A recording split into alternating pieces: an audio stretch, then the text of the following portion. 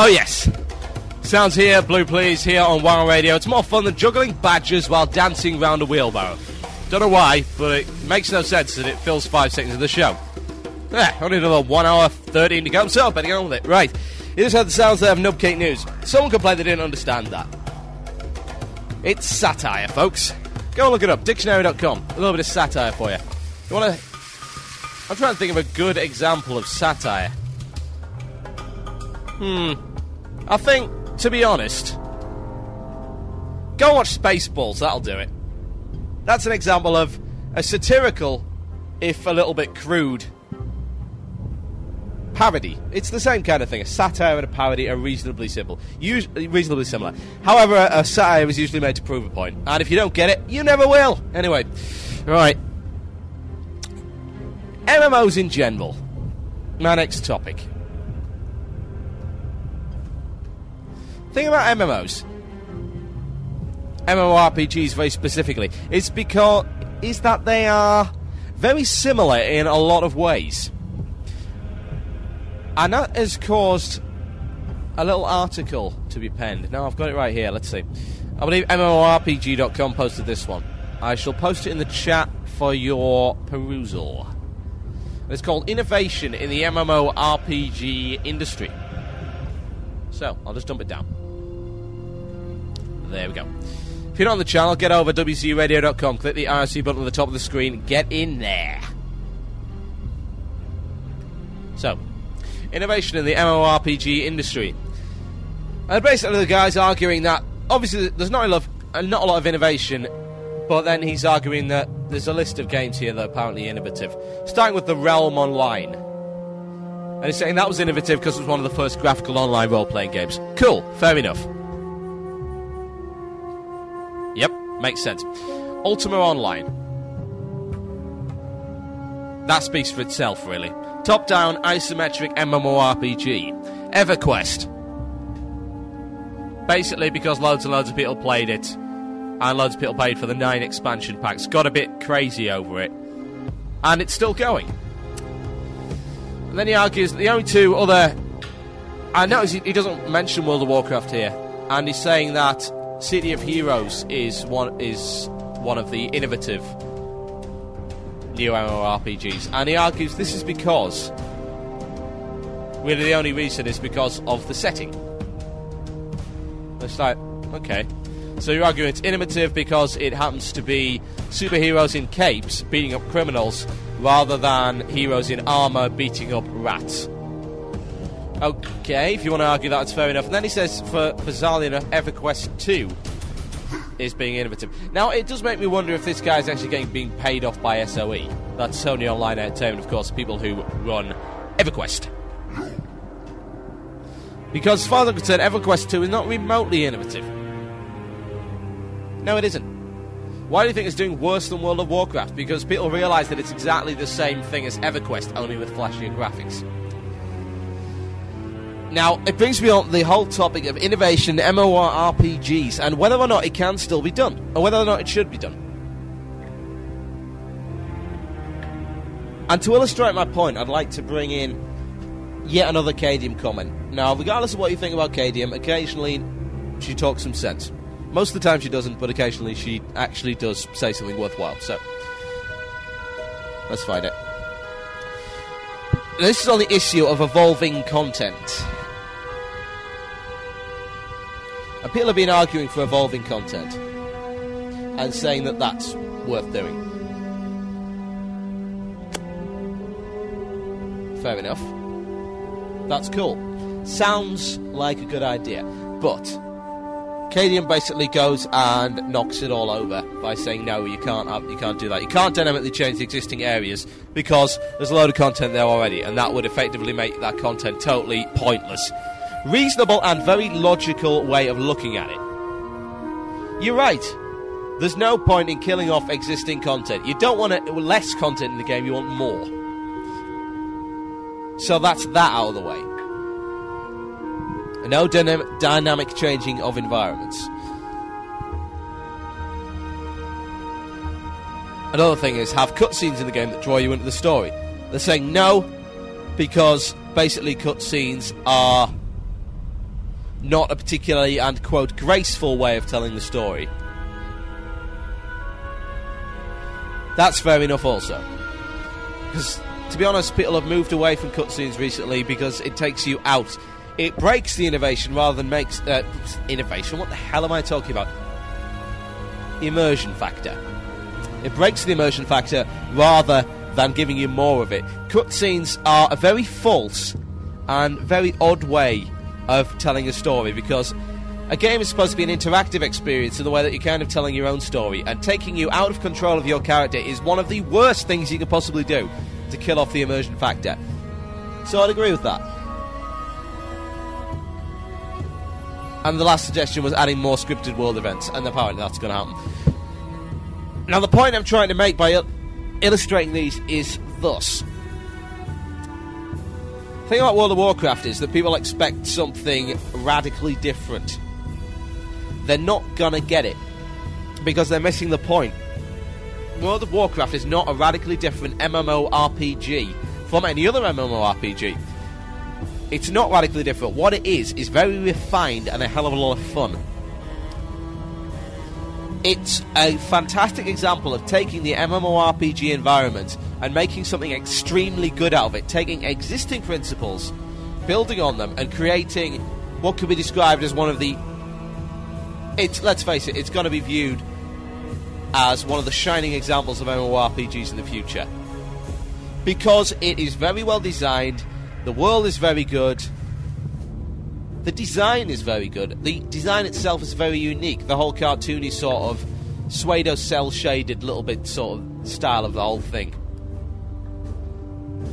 It's good, and it's different, and that's what people are going to remember World of Warcraft for, as being a shining example of something that's already been done. It's something done, but done better. And to be honest, I think it's too late to bring in this whole thing about let's have lots of changes and let's innovate. I don't agree. There is certain room for innovation, yeah. And I hope that'll come along with hero classes. I hope there'll be some innovation in there rather than making it a more linear progression from class to hero class. You see, World of Warcraft doesn't have that much room, because there's a lot of stuff already in there. It's burgeoning with content. There's plenty of it. But I think, to be honest, what you need to do is build on that. Don't innovate. Don't necessarily take silly risks for the sake of being innovative, because we've already got 2 million subscribers. We do not need to be innovative to pull people in. They're already here. They'll play it because they've heard their friends saying how good it is, and they've read the glowing reviews and all the features and coverage and all the adverts and that kind of thing, and the fact that it's the World of Warcraft universe, the universe of Azeroth. No one else does it this way. It's no generic world like Narath, EverQuest world, generic fantasy bollocks. World of Warcraft's world, very different way of looking at things. Not that much basis on lore, but the design of the whole place feels right, and it feels very different from the usual MMORPG experience.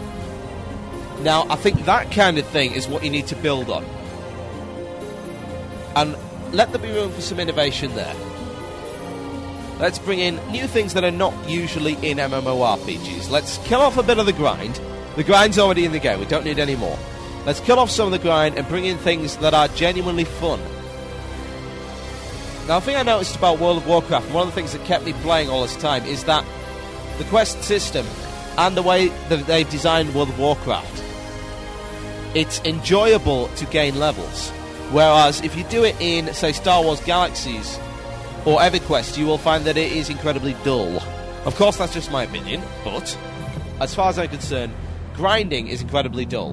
And there are entire games based on it, especially the whole wave of Korean MMOs coming over here. They're actually based entirely on grinding. No cooperation, it's all competitive. It's how hard can you work? And that is a bizarre way of looking at things, especially when you're paying for your product. Why do you want to work? You do not want to work. You want something that is enjoyable. Progression, yes, but make it enjoyable. Make it fun. That's what I've got to say on that. Innovation is all fine and dandy, but let's not go nuts. And this whole article that I posted earlier about innovation, taking totally wrong look at things and saying that all these games are innovative, when really, in reality, they are not. They really aren't. They are doing what WoW was doing. They are taking this solid concept and building on it slightly. Of course, that works. But innovative? No. I'll tell you what's innovative. PlanetSide. That is innovative. That is taking an MMO and turning it into a first-person shooter. That's innovative. World War II Online. That is innovative. It's not very good, but it's innovative. Auto Assault coming out soon. That is innovative. Dark and Light coming out soon. That will be innovative, hopefully. Jumpgate. Stuff like that. Vendetta Online. All taking the MMO environment and taking it away from the swords and sorcery grinding into a different kind of massively multiplayer game. That's innovative. WoW isn't innovative. EQ isn't innovative. EVE Online is not innovative. All that bollocks is not innovative. But it's evolutionary on a concept. The concept has been here since D&D, and it will continue to reign for quite some time. And as far as I'm concerned, that is World of Warcraft. And that is the MMO RPG concept in a nutshell. So, right, time to introduce our new little information section. Because we're not very educational on this show.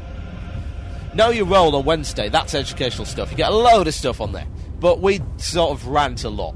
People quite enjoy it by the looks of things, but we just talk about things and do funny little comedy stuff.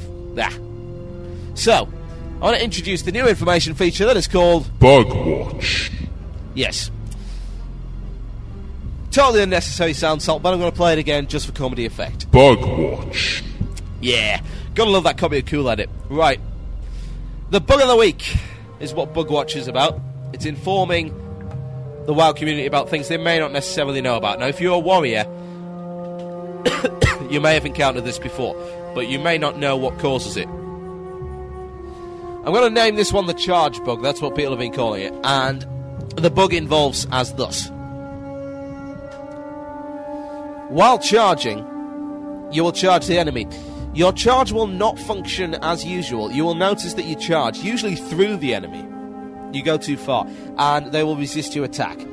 And then what you will get is, usually you will see the mob either disappear entirely or stay on the screen. And if it stays on the screen, and you walk up to it, and you hit the attack button, it will say that you are out of range, yet you're still being hit. You'll try and run away. Use Area of Effect. It won't hit anything. You'll keep running, and eventually you will actually die, because you won't be able to hit the mob back, and it will continue to chase you. You can't get away. As far as I'm aware, you cannot escape. I've tried this. I used a swiftness potion to try and escape the mob. It chased me halfway across the Barrens. I kid ye not. And it killed me. And I couldn't do a damn thing about it. Now, the workaround for this bug, the only one that we've currently found, is log out and log back in again. That will fix your bug. But it's not a very nice bug, has to be said. But if you're wondering why that's been happening, that is your reason. Now, there's been a couple of explanations on the charge bug. The theory for the charge bug, this has been put forward. Let's see. Let me just find this. Ah, there we go. This has been put forward. It's a theory by someone called Photum, who hangs around on the European forums. And it said that it's not a charge bug alone, and it's caused by client and server getting out of sync. Apparently, charge and intercept just happen to trigger it more often as they both move your character very rapidly from one place to another. Seemingly, it may be to do with packet loss and the server going out of sync like that. However, it's an interesting theory, and it would make a lot of sense to the technically minded. However, the problem with that theory is that it's only been introduced since the recent patch. I certainly haven't heard of the charge bug occurring before the recent patch. So what we've got here is a netcode issue. And it's not particularly pleasant. So there is only one workaround right now, and that's to log out and log back in. So there's your information feature, your little educational thing of the week. If you've been wondering what's been going on with your whole crazy charge thing, that's the reason. And that was Bug Watch. Good way to fill a couple of minutes of the show. Very informative. Okay, time for a song. It's been one of my favourite songs over the past couple of weeks. You know I like metal. You know this. But I'll try and play you something which is palatable to someone who may not necessarily like metal. This is a bit of Camelot, with a K. Speaking of Camelot, just before I play this song, I'd like to tell you about a little video. Now, people get so hyped up over Leroy. I've got to bring you something truly British. Leroy is a good example of American humour. I don't find it particularly funny, but then again, I'm a cynical Brit. And I hate you all. So, this... Oh, damn it, where is it? It was on the front page of File Planet. Let me find it for you. This video is basically what's called Machinima, which is pretty much what they did with the Red vs. Blue, if you remember that. It's a cartoon, a drama, using a video game to act out the drama. And what this is a machinima of Camelot. Camelot, of course, being a Monty Python sketch from Monty Python and the Holy Grail. I'm going to link this in the chat room for you. I want you to go and get it. There you go. If you're not in the chat room, get over there, wcradio.com/irc.php. That will take you over there. Join in the 80 people in there, and more listeners, of course, outside. I want you to download this video. It's truly hilarious. If you can't find it, just Google it, or go on File Planet and search for World of Warcraft Camelot, or go to the World of Warcraft section. It's 20 meg.